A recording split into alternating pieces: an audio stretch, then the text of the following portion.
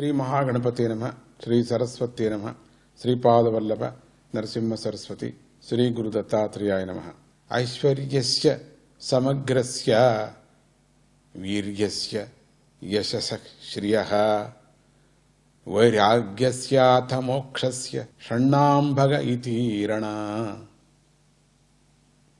సమగ్రమైన ఐశ్వర్యం, సమగ్రమైన వీర్యం, సమగ్రమైన యశస్సు, సమగ్రమైన సంపద, సమగ్రమైన వైరాగ్యం, సమగ్రమైన మోక్షం, ఈ 6 కలవాడిని భగవంతుడు అంటాం.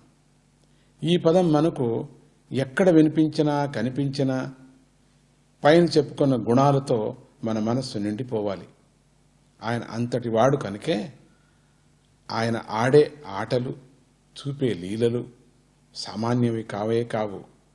అవి సామాన్యమైనవి, అవే సృష్టి స్థితి సంహారాలు కూడా. అంటే అసామాన్యమైనవి అని కూడా అది. అటువంటివి సామాన్యమే కనపడినప్పటికీ ఒకవేళ అది అసామాన్యమైనటువంటివి అనే దాన్ని మాత్రం జ్ఞాపకం పెట్టుకోవాలి. ఆయన ఒక పక్క సృష్టి చేస్తూనే మరో పక్క రక్షిస్తూ ఉంటాడు, ఇంకో పక్క తనలో కలిపేసుకుంటూ ఉంటాడు. ఇది ఆయన చేసే పని.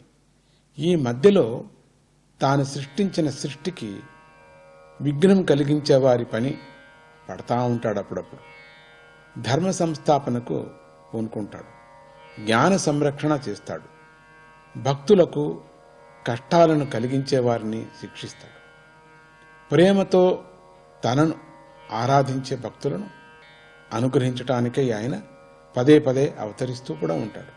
ఆయన అవతారాలు అన్నీ ఇన్ని కావు, అసంఖ్యేయాలు, దివ్యాలు, సచ్చిదానందమయములు, పరమ మంగళమయాలు. శ్రీహరి అవతారాలు ప్రసిద్ధమైనవి. ఆ అవతారాల్లో భగవంతుడి లక్షణాలు పూర్ణంగా కనిపిస్తాయి. శ్రీహరి యొక్క మహత్తరమైన అవతారాల్లో దశావతారాలు.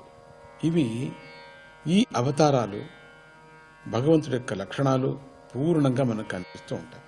మత్స్య కూర్మో వరాహస్య నారసింహస్య వామనః రామో రామశ్చ రామశ్చ కృష్ణః కల్కి దశ స్మృతాః. పిల్లల నుంచి పెద్దల వరకు ఆ అవతారాల కథలను స్మరించుకుంటూ పులకించిపోతూ ఉంటారు. నిత్యము భగవంతుని గుణాలను, భగవంతుని లీలను గానం చేస్తూ ఉండాలని ఋషి వాక్కు. ఈ సృష్టిలో 84 లక్షల జీవరాశులు ఉన్నాయి. అందులో మానవ జన్మ ఉత్తమోత్తమైనది కనుక ప్రతి మనిషి పరమార్థాన్ని తెలుసుకోవటానికి ప్రయత్నం చేయాలి.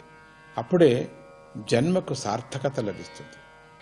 భగవంతుని గురించి తెలుసుకోవటం వల్లే సర్వ విధాలైనటువంటి అన్ని విధాలైనటువంటి పాపాలు కూడా నశిస్తాయి. శ్రీహరిని కీర్తించడంతో కలిదోషాలన్నీ కూడా పోతున్నాయి. హృది రూపం ముఖే నామ నైవేద్యముదరే హరే పాదోదకంచ నిర్మాల్యం మస్తకే యస్య సోచ్యుతః.